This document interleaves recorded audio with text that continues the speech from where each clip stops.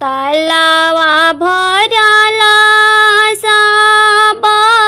नागलो गयवरु नागिन लोग आरित नाही तालावा सोहावन एकही केवट बीना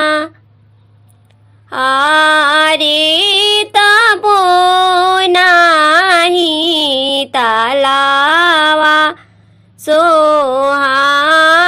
सोहावन एकही केवट बीना बेदिया भरल सब साहेब लोग अवरु से साहेब लोग आरित नाही बेदिया सोहावन एकही फूफा के बीना आरे नाही बेदिया सोहावन एकही फूफा के बीना अंगना भरल सब सखी लोग अवरु से सखी लोग आरित नाही अंगना सोहावन एकही फुआ के बीना आरे नाही अंगना सोहावन एकही फुआ के बीना कथी बिना रुसिले आपन फूफा कथी बिना आपन जीजाजी आरे कथी बिना रुसेली आपन फुआला परी ना परी छेली आरे कथी बिना रुसेली आपन फुआला परी ना परी छेली घड़ी बिना रुसिले आपन फूफाजी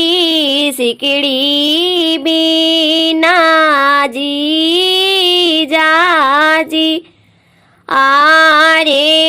हार बिना रुसेली आपन फुआला परी ना परी छेली आरे हार बिना रुसेली आपन फुआला परी ना परी छेली घड़ी दे मनाई बियापन फूफाजी के सिकड़ी दे ई आपन जीजाजी